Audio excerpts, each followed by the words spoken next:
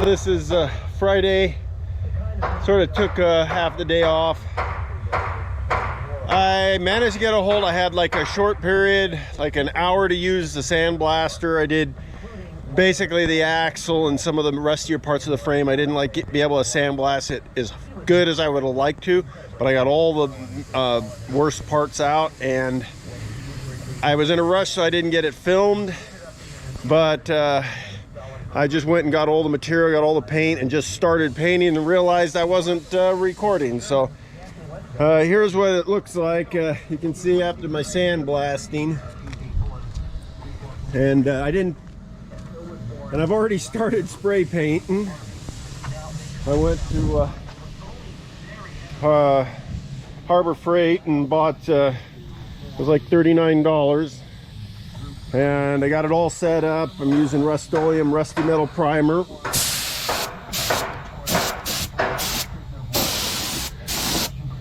And I've diluted it with a little bit of mineral spirits, so I'm putting on a little bit thinner, lighter coats rather than one big, heavy, thick one.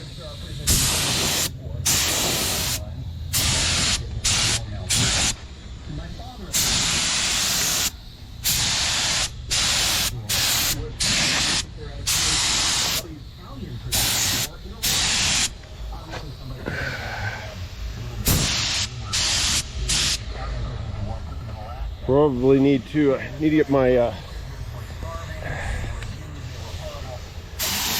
a little bit less force there.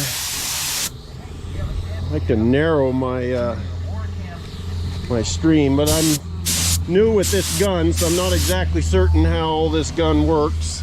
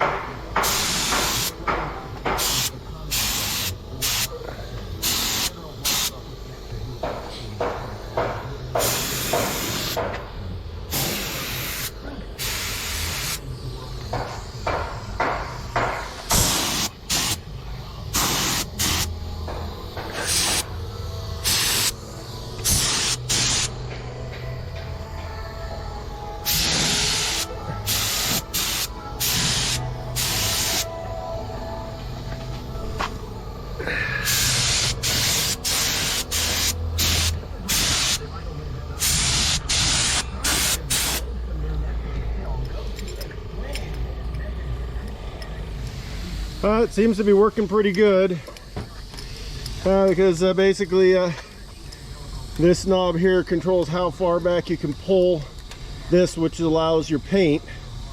This is the pattern. Out is like a straight up and down. If you turn it in, it becomes like a round pattern, but I wanted just a flat up and down, so I put a uniform spray as I'm going across.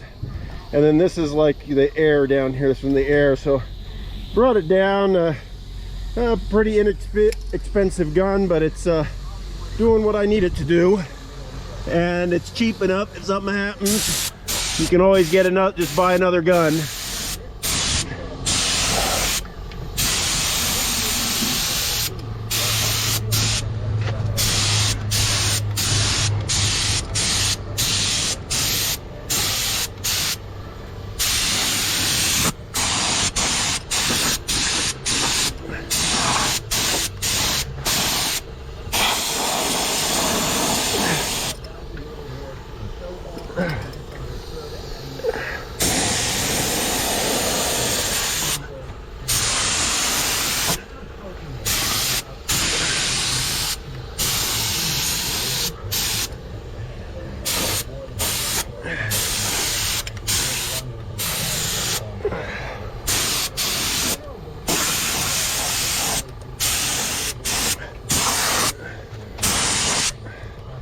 Well,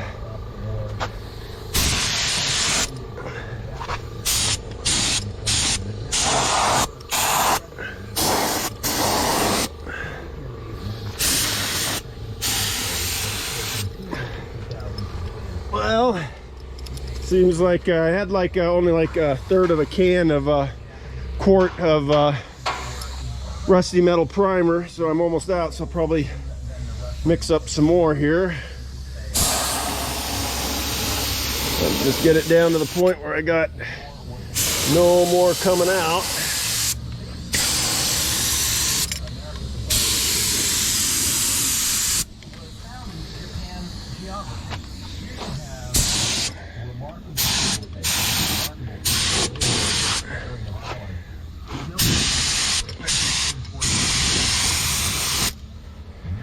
Hardest part with the gun here is getting in up in some areas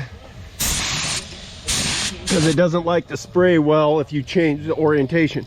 It works best at this position, and if you tilt them, it doesn't work quite as well.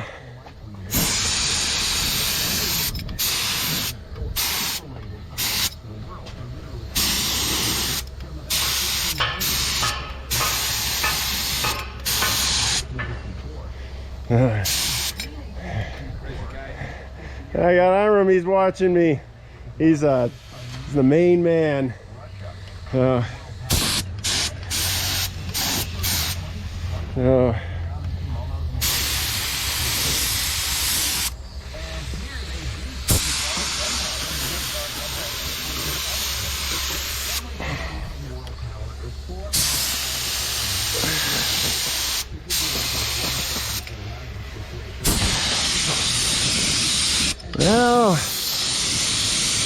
looks like I'm out. I'll mix up like another can, but I don't have much space for the what do you call it, the thinner. That's what I've been using. I use that. It adheres to a lot of different stuff, and I just standardize using that. There's better primers, but in some instances if it's clean metal, but this we've used as long as I've lived and it works really well. So not going to change if I got something that's good. So all right, well, I'm going to mix up some new stuff, and we'll get back to spray painting and finishing. You know, I've never gotten a really good answer on how thin to make the paint, but I don't. The worst thing is if you have paint that is clogs up. So I'm just going to add a little bit here. I added a lot more to the can that I'd already opened because it had gotten thicker being open. This is a brand new can, so I'm just going to put a little bit in and take it into the paint shop we got here and run it on the machine just to mix it good. Normally I would just do it by hand, but one of the perks of working here is they have a paint shop and I can run it in the shaker. There we go. All right.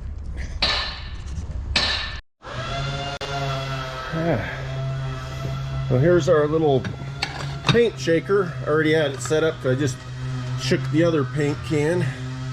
Let's get it in here nice and snug. And then air it up. Oh! That's funny, drop the camera. Okay. Oh, we're still good. Okay, we got a little thing here, and we will turn it up a little bit.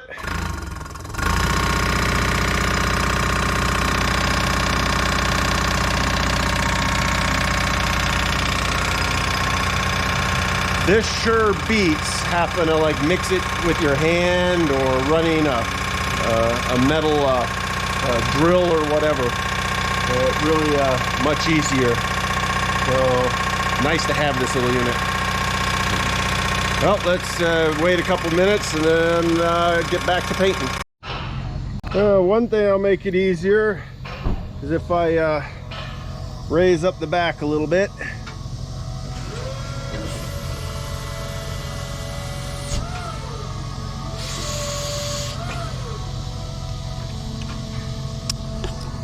Now, I can get up underneath a little easier with the spray gun.